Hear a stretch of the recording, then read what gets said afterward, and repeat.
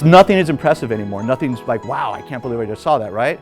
So because we're so numb to everything that's out there, nothing really is that impressive anymore. It's not like it was like 3 or 4 years ago where like everyone was like, wow, this is really cool and it's different and the likeness and everybody knows that you're promoting something. So because of that, law of diminishing returns, okay? Law of diminishing returns mean you're not able to convert the way it was. So in other words, if you're gonna start an influencer campaign and you feel like you're gonna convert $100 into $300, not happening. Just get your mind out of the clouds, right? However, if it's a part of your branding strategy and you're smart with the way you structure your campaigns on Facebook, and I can be specific as to that as well, then you can make money with influencers. So as far as platforms that are out there, there's a ton of different platforms. What I found is it's not a very special thing to have a lot of influencers that are willing to let you broker deals for them. I've also found it's like herding cats, right? So has anyone in here tried to herd cats before? Yeah, it sucks. If you've ever tried to get a bunch of cats to do something at the same time, that's what wrangling influencers to do things are. It's a bunch of different personalities. It's a bunch of people that think they're worth more than you think they're worth. It's a bunch of negotiation. Not a very good scalable model. Influencers are good when you're a Fortune 500 company, when you're Adobe, for example, when you're Cisco, for example, and it's a part of a large media budget. But for you guys that are going to be starting a company, you have to be ultra, ultra, ultra, ultra shrewd. So therefore, I would say micro ambassadors or influencers. Product in return for an honest review.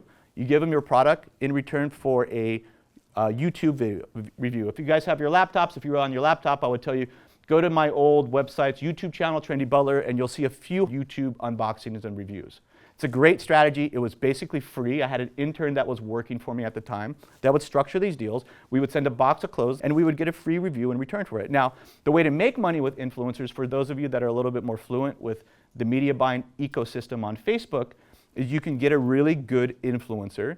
You command that they give you editor access on their Facebook page. You take business manager editor access. You should write this down if you ever plan on doing Facebook or influencers. Take editor access on their Facebook page. This is a part of the initial negotiation. And you buy the media from their Facebook page, okay? Now, why would you do that? Does anyone know why? Why? Leverage their brand, then? You're leveraging their audience, but it's even more interesting than that, but that's part of it, yes. Their content will be seen by more because it's not like a business? Well, it's partially it. So first of all, Facebook has an algorithm, right? So the Facebook algorithm, a business manager is the component that you're buying your media through on Facebook. Does everyone know that for the most part? Okay. So Facebook knows if I'm a business versus if I'm an influencer. So if I'm an influencer, Facebook recognizes me as an authoritative figure for whatever reason. And if I'm a business, Facebook recognizes me as just another business that's giving them money towards their whatever their $500 billion valuation, whatever it is, right? So if you get editor access, the equivalent of me getting editor access on your business manager is like you saying, hey, you can stay at my house for the weekend. There's a safe in the bedroom and there's $1 million cash in the safe. Don't take any of the money out of the safe. I trust you. Good luck, right? That's a lot of trust you're giving to me as an advertiser. So Facebook has different levels of advertising access when you go into Business Manager. If you give me editor access, I can basically do whatever the heck I want to do on there. So it's a little bit of a strategy, it's a little bit of a negotiation, but if you're paying an influencer the right amount of money, they will let you have Business Manager access on their page, and it takes a little bit of setup. You have to have somebody that goes there with a laptop when you do your shoot with them, and you have to set it up, and nobody knows how to handle Business Manager to begin with, so you have to technically get in there. But that is a way to monetize Facebook and influencers, and that's the only way to monetize bigger influencer feeds today. So if somebody says they're going to charge you $5,000, $10,000, $15,000, $20,000, you are literally lighting a match to that money, literally, unless you have a plan to put paid media behind it. Make sense? Can you explain what you mean exactly by that? What I mean by paid media is you've spent the $15,000 with the influencer, that's your deal with them, whatever the terms of that deal is, whatever the terms over that deal. And now you're saying, hey, I'm going to put paid media behind Ivan as an influencer. I'm now going to use the Business Manager tool to push the content out that I produced with Ivan. So what does that basically mean, right? So you have an influencer campaign, they do the influencer campaign. You have a production environment similar to this production environment that we have here, right? We have a production environment, and we're creating a commercial with that influencer that we're going to play to that influencer's audience. Make sense? Right? And why does that all of a sudden convert so much better than normal stuff? Because the people that care about that influencer care about what that influencer has to say, especially on Facebook. You can't gamify Facebook. You can gamify Instagram. You can gamify YouTube to a certain degree, but Facebook you can't F around with. So you're basically taking a commercial or producing a commercial, and you're playing that commercial to Facebook's through Facebook's Business Manager tool, connected to that person, and Facebook is saying now, how much do you want to pay me to see how much of their audience? Make sense? Because Facebook, you have to pay to play. So there's all these bots that are out there that you can buy that auto-follow and unfollow and auto-follow. Have you heard about those? All right, so there's things that you can do, services that you can buy that are like $100 a month. And basically, it will build up my account, and I auto-follow you, and I auto-follow you, and I auto-follow you, and if you don't follow me back, I unfollow you, right? And it's a way to build up your account, and you get a lot of junk in there. So Instagram has an environment set up where likes and interactions that you see out there are bots. That's why it's not what it used to be. Now, it doesn't mean it's bad, and it doesn't mean there's no value there. It just means that you have a lot of sort of technical things that are going on that aren't real engagement. So that's what I mean by gamify. You can't do that on Facebook, okay? Any other questions, please? How do you determine the types of content that you want to display?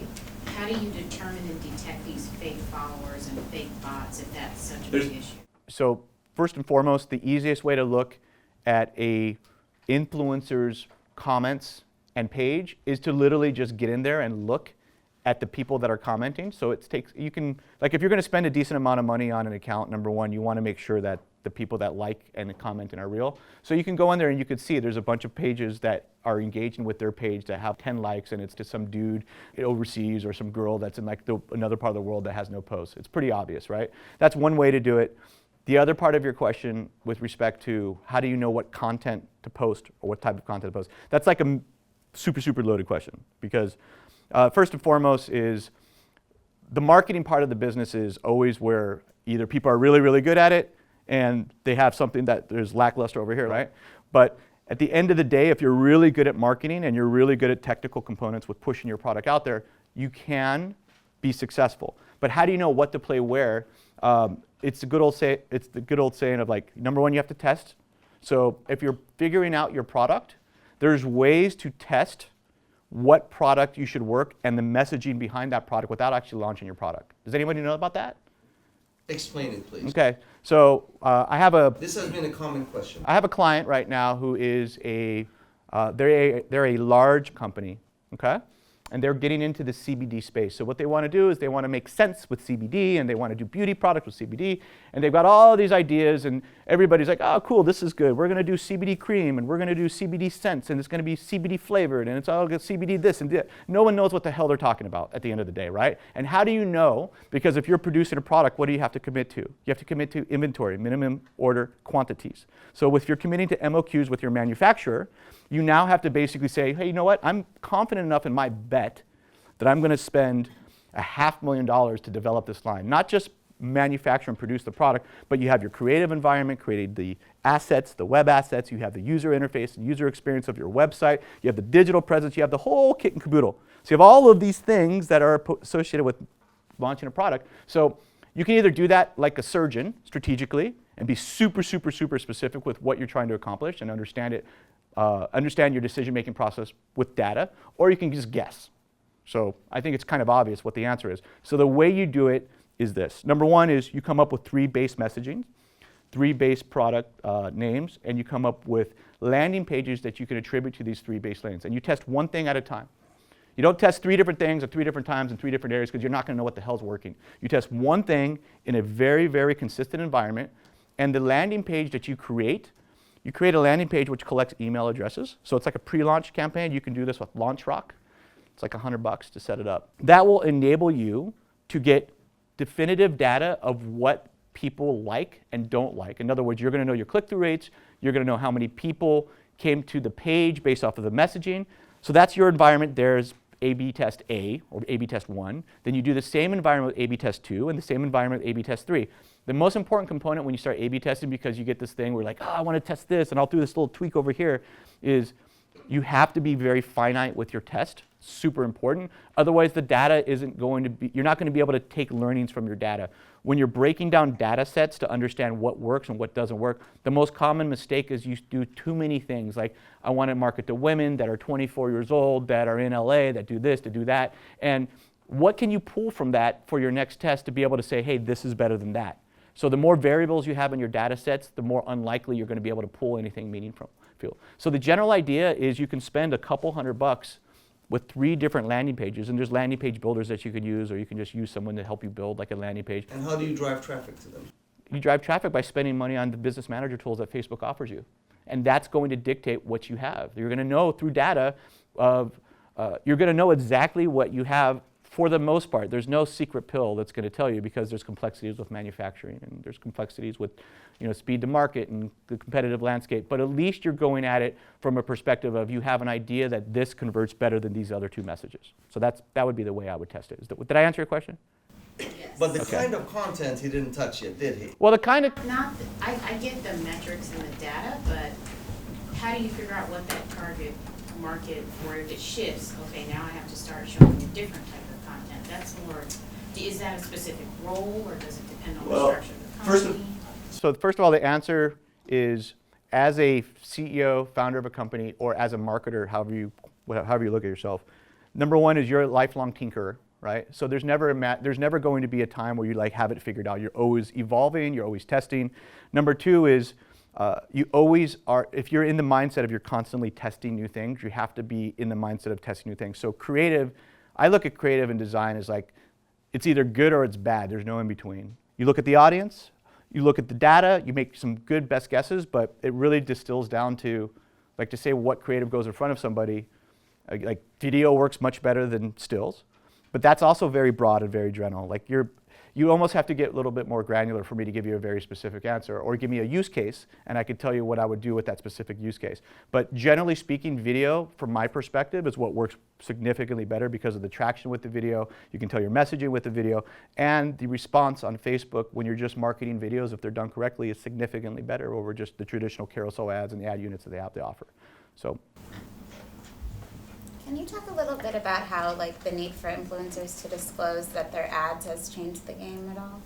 Well, that's part of the game now. So I think it was about a year and a half ago, FTC cracked down because all these influencers were promoting all this stuff, and you didn't know you were buying a product that supposedly Joe Blow influencer was promoting, and it's something that is like a part of any meaningful campaign has it.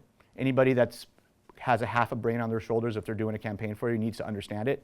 It's just kind of like, from a marketer's perspective, it should be looked at as walking and chewing gum. Like, that's got to be a part of it. If not, it's a non-starter because you're putting your brand at jeopardy. Answer your question? Yeah. So you just keep going. Well, no, you have hashtag. You put in your call to action, like hashtag sponsored or hashtag sponsored ad or whatever the criteria is. Do you think that's contributed? Is it just that it's become a more cluttered space with influencers, or do you think that's contributed in any way to the effectiveness of influencer ads? Well, there was some lawsuits that came down that stimulated the FTC getting involved. The reason why there's a law of diminishing returns is because it was very simple and very easy for a minute, right? So I was lucky. I got in kind of like at the middle of the heyday, so to speak, and it was like I would just go onto Instagram and I would start looking for destination pages, and I would find destination pages that were towards men that were in that 22 to 27-year-old range, and I would give them $50 or $100 or $300, whatever the number was, and we would run it, and it would miraculously convert. The problem with influencers is, number one, there's not anybody that's really cracked the code with respect to really good tracking data and analytics specific to influencer campaigns, unless you run paid media, so that's inherently a problem. And number two is, it's like anything. When everybody starts doing it and everybody does it, you got to basically figure out what is it that people aren't doing that works. It's a very easy way to do things, and because of that low barrier of entry, it's also become incredibly saturated, and it's not really that special anymore because you know that this influencer is working with whoever it is that's going to pay their fee. So there's no value in that. So it doesn't mean it doesn't work. It just means you have to understand the ecosystem and how to monetize it properly. Is there a good marketplace for influencers that you sometimes use? For micro-influencers? There's a local platform here called Tagger. It's $5,000 a month. It's not bad. I can also tell you that if you're starting a company, you don't need it. The Instagram tool itself is the best tool to find influencers. Hashtag whatever it is you're trying to find, and you'll get a wealth of influencers that you can contact, direct message, or email right through the platform, make your Google Doc list, and go to town. Questions? Can you talk more to that process of evaluating them? Like, what are you looking for and how you evaluate what the cost is or what you're going to spend on them? Because I imagine it's the wild, wild west in terms of figuring it out. First of all, take everything I say. There's always an exception to the rule. So there's certainly some things that work, but I'll speak with what I would consider to be the climate today. The climate to me right now is micro-influencers, you can make money. It's just I would say you're 2,000 to 25,000 followers. You can structure really effective search on Instagram, really effective search on YouTube, and you really just basically say, hey man, take my product, I'll take my product, give me a review in return. That's it. Simple, old school outreach, right? With respect to like larger influencers, there's really not, I genuinely mean it's like herding cats. There's not a rule to go by. There's not a, go ahead. I was just saying, are you like looking at them though, like metrics wise, like okay, percentage of like comments, like shares to how many followers they have, or like what types? Because So we have some larger clients, for example, that care about that stuff. However, their mindset is they will look at engagement, they look at comments, they look at reach, those types of things, which are bigger agency metrics. Those are bigger agency KPIs. None of those things mean anything to any of us, though. They mean something to me because they're my client, but at the end of the day, if you're an entrepreneur starting an e-commerce company, do you really care what the reach of your campaign is, or do you care how much you spent versus how much you got back? Questions? What about, like, do you see a difference between doing like single posts with influencers versus approaching someone to be like an ambassador? Is there like a decreasing marginal return for additional posts? Ambassador meaning a long-term relationship? Yeah, like you sign them on for like like you only wear this. So I have, we do a lot of these deals depending on what lens you're coming from. So are you coming from a startup lens, or are you coming from, like, what lens are you coming from? Well, I ran like recurring ambassador deals at like a successful startup. Yeah, so I found that alignment with an ambassador on a consistent basis is a good part of a digital strategy, and it creates consistency with the brand. It creates a little bit more trust with what the influencer or ambassador is saying. So I found that strategy to be effective. I've also found that this is, I don't want, influencers it's really like one part of the, like you have an ecosystem of all these things that are out there. Influencers is like this little part that's here and it needs to be there, but it's just like this little part. And there's all these other things that are also like really, really important that are a little bit more challenging and complex. Influencers to me is a good part of a strategy. Ambassadors are good, I like. Shane. Cheyenne. Yeah, you kind of just answered my question a little bit, but I was going to say, like, when you have like a big influencer and your sales like spike really high, and then as time goes by they start going down.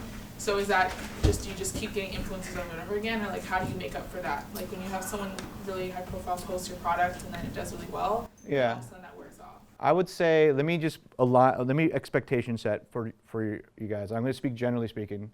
Number one is I would strongly discourage anybody here from doing any big influencer campaigns until you really understand the climate, know what you're doing, and understand how to monetize the relationship. That was number one. Stick to micro ambassadors, they're free. Number two is, yes, an ongoing pipeline. Somebody that is basically doing old school outreach is 100% the easiest way to get traction with not a lot of risk. That's your starting point, because at the end of the day, you need to learn what you're doing, and you have to understand how you're doing it and why things are happening in order for you to even manage a more high-profile campaign. Or you're going to find some real slick-tongued Willie person who's going to say, oh, we're going to do this, and you're going to waste very valuable budget with them, right? And there's a lot of those people out there as well. So To give you an idea, I actually have a client that literally went through $200,000 in a couple of months with one of these people that he's mentioned. It's very easy to piss money away. Let me ask you a question. Let's say you have your influencer, you start getting some customers. What are the best ways to continue to engage the customer and increase your repeat purchase rates? Yeah, exactly. So, all right, so the best ways to monetize your customers in the best possible way and get repeat purchases is, number one, you have to have your data organized. So anybody in here understand the e-commerce platforms that are made available to us at the early stages? I'm talking about like the Shopifys of the world, Shopify, WordPress. What else? Magento, Demandware. What else? What else? Shopify plus WordPress, right? You have these platforms that are out there. But do you guys understand why each platform makes sense depending on who you are and why you're there? I think that's the most important component. So you guys are going to start a store. You're going to look at all these different blogs, and you're going to get all this different information from all these different people. that are quote unquote experts that are trying to break it down. And meanwhile, these people all have affiliate deals that they're getting kickbacks for the advice that they're giving you. So I will tell you right now what you need to do if you are starting an e-commerce store. So number one, if you're a startup, you have two options, Shopify or WordPress. WordPress is decent. It's not as good for commerce as Shopify. Shopify is amazing. It's easy to get up. You can get proof of concept. It's super simple, easy to manage. You don't have to be technical to do it, although there is some technical components to it. But Shopify is low-hanging fruit. You're not going to start off with a Magento, a Demandware, or even a PrestaShop, okay? If you're technically inclined, if anybody in here is a coder, or if you guys are technical on any sort of a level, you understand dev, you understand a UI, UX environment, then you could consider a European platform which has way more functionality than Shopify. It's called PrestaShop. Nobody here in the States knows what PrestaShop is. It's a badass platform. Super, super cool. Why is PrestaShop cool? Is because you can customize it, but you still have the base functionality of ease and simple that is affiliated with like a Shopify. It's almost like, PrestaShop is like if Shopify and Magento had a baby, that's what PrestaShop is. Make sense? Okay? Can you tell them about Shopify APIs and everything else that's available to it and some of the data collection? So Shopify is an environment, you set up your Shopify account, they have something called a marketplace, and the marketplace is literally thousands and thousands of plugins that service every single need you as an entrepreneur could ever hope to have. Social media plugins, tracking plugins, pixel plugins, marketplace plugins, chat plugins, customer service plugins, A/B testing plugins, everything is learnable. Everything, from soup to nuts, literally, like Google it and you will basically get millions of people talking about it. So the reason why Shopify is great and the reason why they have the market cap that they have is because, number one, it's simple. Number two, it's scalable. So my point to you is this, go ahead. Shopify versus Squarespace? Shopify, 100%. Squarespace is limited in functionality. Shopify, you have more control over your data, a larger marketplace, and Shopify is 100% a better solution, no questions asked. Don't even consider Squarespace. Shopify, once you graduate from like, oh, it's this cool little company I'm putting on Shopify and you want to go to Shopify Plus, you have like real functionality there, like real functionality that you can do all sorts of CAC LTV ratio, you can do data mining, you can do all sorts of really cool stuff. And it's super, super cheap. And the idea of like, well, why do people build custom things, right? Like sometimes that's a question, like why would I build a custom solution? All right, so what are the custom solutions that are out there? Like Stitch Fix, for example. You guys familiar with Stitch Fix? It's a custom solution. If you look at Stitch Fix, it's a data company. So they're basically organizing all of the data on the back end, and they're coming up with what they say is like recommendations of what you should or shouldn't like based off of your data, right? That's a very highly customized solution, right? Whereas a company like my old company, Trendy Butler, we also had a lot of custom stuff in our things. So my point to you is like as an early stage company, you want to give yourself room to kind of grow into something if you get big. Shopify is a really good solution for that. So let's talk about a couple things, okay? So Ivan said, he wanted me to talk about what's the secret sauce of a company. What's the secret sauce of a company? Of a good, successful company? That's right. The most important thing is team. Everything revolves around team. And the most important part about your team as a CEO and founder of the company is what? Making sure that, number one, that whoever it is that's a part of your initial story is the complete opposite of you. I would say that that is number one important. If you are a good leader, speaker, and you are somebody that is comfortable talking to people in the environment of raising money and doing deals and all that crap, I don't need another me doing the things I do. So you want to find the person who's a technical operator as your wing woman or wingman, number one. That's the number one important. Number two is with respect to team, and I'm going to talk about this for a second, is listen to your gut with the people that you surround yourself with. It's super, super, super important. So what do I mean by that? So you can go through time, and if you're kicking ass or you're doing well, you can sort of neglect these radar code red sirens. They could be scared of conflict, for example. They could be a little bit deceptive with certain people, but not you. They could maybe not act in an honorable fashion in their personal life for whatever reason. They could treat people disrespectfully. They could treat employees disrespectfully, but they're cool with you because you're their colleague. That kind of shit is called an elephant in the room, and I promise you the elephant in the room sits there and it stays there and it just gets more and more power. And it's really easy to cover that shit up as you grow, but once things get tough, and every company has a tough kind of course, right? Everybody wants to be your friend. All the vendors are on your jock. Everybody's like, yeah, it's all good, right? But you're going to also have some times where you're going to wake up in the morning and you're going to be like, what the hell am I doing? I don't know anything. Who's with me? Who's not against me? This person tried to screw me. All of these things happen as an entrepreneur.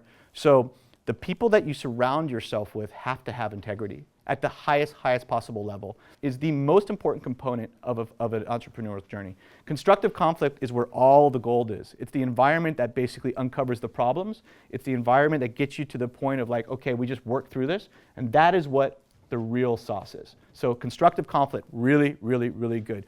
If your criteria is when you get into business with somebody is you want to do a background check, do a background check. Find out, check all the information they're telling you. Understand, talk to the people they've done business with. Talk to previous employers that they've had. Talk to previous employees that they've had. Talk to other investors that they've done deals with. Find out who this person is, because this person, if you're successful, they're going to be at your hip for 4, 5, 6 years while you exit. And trust me when I tell you this, when the money starts coming in, and some of you guys and girls in here are going to be ultra, ultra successful, there's going to become a time where you need to make certain that the person that's at the other end of the table is not gunning for you in a way that's deceptive. And I promise you it will happen to probably everybody in here. You will go through a partnership and you're going to be like, I did not see that coming. Okay? So the more thorough you can be in that process, Ivan, how many times has it happened to you in your life? Too many times, right? Ups, downs, and ebb and flows of entrepreneurshiphood, if that's a word, is relationship capital. So old school thinking with respect, I'm an old school kind of a guy. Like I like the idea of, I don't have social media even though my companies have social media. I like the environment of like going and really getting to know people. I basically am a relationship capital individual. What does that mean? It means investors, when they meet me, usually I'm able to develop a relationship with them that has some sort of mutual value add, okay? So from your perspective, if you're an investor, you have lots of options. Why is the money going to flow to you as an entrepreneur versus Lance or Hillary or Benjamin or anybody else, right? The idea is number one, you have to have some sort of value add that you're doing above and beyond just, hey, we got this cool company. Every company's cool. Every product is the most amazing product. Every pitch is the most amazing thing in the eyes of the entrepreneur. So what is it that's different that sets you apart? And these are things that you actually have to ask yourself, and it has to be genuine. If it's not genuine, you're going to come off as not genuine, and you're not going to do what you need to do. So the sauce, from my perspective, is cultivating relationships and spending your time in the relationships that matter. And these are things that do not happen overnight. You have to cultivate. And you have to be a little bit different, and there's tons and tons and tons of literature on how to do all that stuff, but the literature to me doesn't matter because if it's not genuine, it doesn't come off the right way to begin with. Talking about unit economics, CAC to LTV ratio, we talked a little bit about that.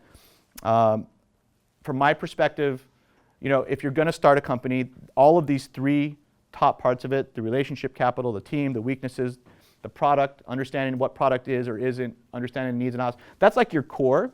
And then you have sort of like the unit economics, the traction of your business and all these things. So when you talk about your gross margins, in my opinion, should be 60% or higher. Mm-hmm. That's a very good number, by the way. And if you're at that number, then you're kicking ass. As far as a CAC to LTV ratio, depending on how funded your company is, will dictate how much you can go upside down. Let me ask you a question on the product side. Many people here are thinking about selling certain products online. How do you validate your assumptions on whether this product is wanted before you go big? How do you know if this is a good product to sell online, whether there's good market for it? What do you usually do to test these kinds of things? That's a good question. I was talking about this with, who knows, Rob Report, the guys that came to your thing the other night, Rob Report? I was talking about this. Rob Report. Yeah, who here knows Rob Report? You guys know Rob Report? Okay. So they have a new spin-off subscription service called Rob Vices, okay? And Rob Vices is a luxury box for $100 a month, and you get this highly curated, beautiful box that nobody else in the world could curate. Why? Because he's got these very special relationships with alcohol distributors all over the world, and his family grew up in the world of luxury, so he just gets things that none of us could get. It's special. And when you see this box, you open up this box, you look at this box, and you're like, this is a good fucking deal. Excuse my language, right? Nobody else can do this, right? He's the only one on the planet that I believe can do this, and it's special, and it's demonstrated in his CAC to LTV ratio. So when I look at that, I say, wow, that's special. Nobody else is doing that. Now, do I get the same feeling if I look at a new denim company or a new shirt company? Very rarely, yes. For example, there's a company called Ministry of Supply, which is a fashion company.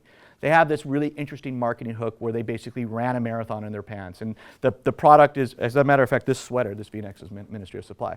But they had this really interesting technology in their fabric that enables you to sweat in it, you can move in it, you can crank in it, do whatever you want to do. To me, that was a different hook, and they're kicking ass. My point is the product has to be amazing. Like, start off with amazing product. Now, how do you know if it's good or not? You've got to test. There's not an answer for that. But there's no substitute for amazing product. People will pay for good stuff, and they'll be happy to do it. Now, why is Stitch Fix so popular, and why is Stitch Fix so profitable, and why did they go public? It's because the lifetime value associated with a Stitch Fix customer, they were going after a clientele that wanted a very specific something, and they were giving them that specific something. So that customer will continually come back. Pause here. What he's saying is really the most important thing he's saying right now. The mere product that he chose to sell at the price point that he chose to sell determined the kind of client that he went after, and it was not a good client. I want you to repeat everything you just said one more time, but break it down specifically. It is really core. So your customer base, and the people who buy your product, you want people that are willing to spend a little bit of money, that are going to like the product because it's a product, not because you put a really cute ad in front of them, okay? The cute ad stuff, that's the easy stuff, in my opinion.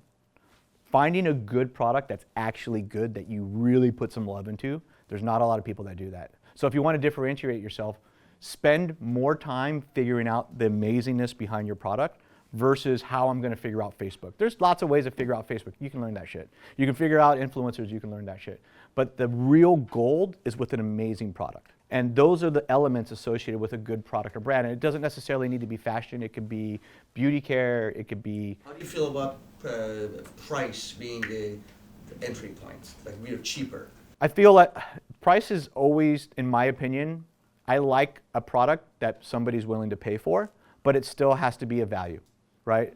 So, for example, $100 to $150 a month is a number that a lot of people can part with, but there has to be a defined value associated with it. If it's something that you care about, you're going to be willing to pay for it. But there's a threshold depending on what kind of commerce you are, right? So you have an average order value of your product. So what are you doing? Are you doing subscription or are you doing one-offs? So depending on those two elements, that's going to dictate your price. And your price is going to be dictated by your CAC to LTV ratio. What are the reasonable numbers? So if somebody says we want to start another subscription box, first of all, do you recommend that right now? And if so, what are the prices at which point these things actually make sense? So I would not start a subscription box right now. It's a super, super saturated market. Everybody and their mother has a subscription service right now. It's not special. To do it the right way, you have to have custom technology.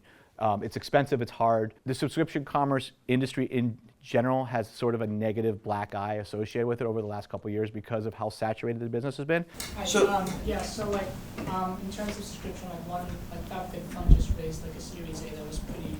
Who did? FabFitFun, Daniel, he raised 80 million. 80 million. Was that a Series A? It was the first institutional round. The rest of the money, he's only raised, I don't know, $3.5, $4 million, and it was friends and family. I was dumb enough not to put money in.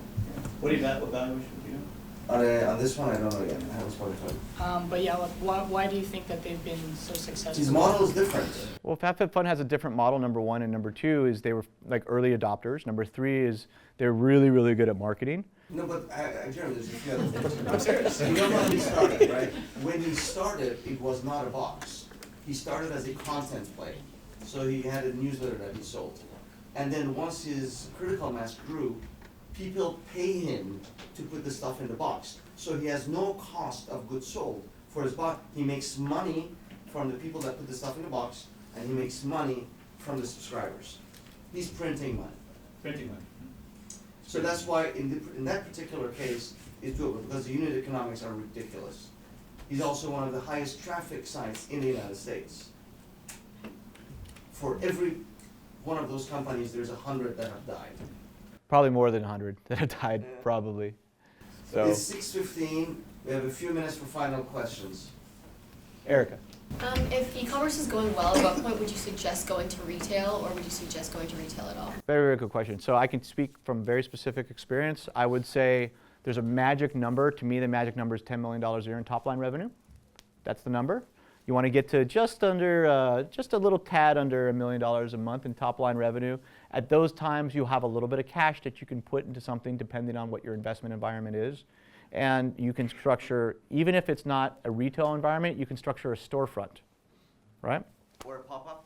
You can do pop-ups. By the way, pop-ups are a really amazing way to do different cool experiential things with your brand. You can do all sorts of cool stuff with pop-ups. You can create, a special like one-time off apps where people come into the pop-up and they have a specialized experience for them at the pop. There's tons and tons of stuff that you can do at pop-ups. Minimum overhead. Do you mind talking about it, because you had a really good idea with Randy Butler about where to do the pop-up. Yeah, well, there's strategic partnership on the pop-up. Yeah, pop-ups are. I mean, look. We had these plans which we never followed through on, but in my mind it would have been amazing. Was we were going to do pop-ups where we were most saturated, and we were going to set up the environment where if you were a subscriber in these specific areas and you didn't like your clothes, you could just come to the pop-up and exchange it. And then you're going to walk into the pop-up. You're going to have like an app, and you're going to log. You're going to go in. We're going to keep it open 24/7. It was going to be a fully virtual environment when you walk in. And on the right side, and on the left side was going to be glass. And if you liked any of the clothes, you could press on the glass and the clothes would come up to you like this. And whatever you wanted, you would select it. And then when you would walk into the dressing room, you could try it on and that shit would be waiting for you in the dressing room. That whole thing was going to cost about 150 racks. But we didn't do it. But I think it would have been sick. So you can structurally set up your pop-up with an aligned potential acquirer, bring them some value, whatever the value is. If you're going to bring them some value, in my mind, bringing 150 people to a specific place to do a specific thing at a specific time, it's a very doable task. And if I'm a company that's larger that wants to buy you, that's something that's interesting to me. So the strategy would be, number one is figuring out where you're going to go and who you're going to bring all that value to. And then number two, of course, you have to execute. Final thoughts for you? Final thoughts for me, I'm going to say it one more time, is really know the people that you decide to spend time with in business. Really be shrewd about how you go through your process of due diligence, not just on people, but if somebody's willing to give you a check, you do the same sort of due diligence on the person who's willing to give you a check. The idea is you're going to be successful. So if you're successful, these people are a part of your world. If you put somebody on your board of directors, these people are on your board of directors, which means they're an officer in your company. You cannot just fire them, okay? My point to you is this. Know who you're getting in business with and be ultra, ultra shrewd with how you go about understanding what they've done before in the past. Don't make any bones about it. You want to know who they are. You want to know what their cat's name is. You want to know what their nephew's uncle's sister's name is. You want to make sure all of the businesses that they've been a part of, you want to talk to those people. And you want to say, hey, is this person good to be in business with?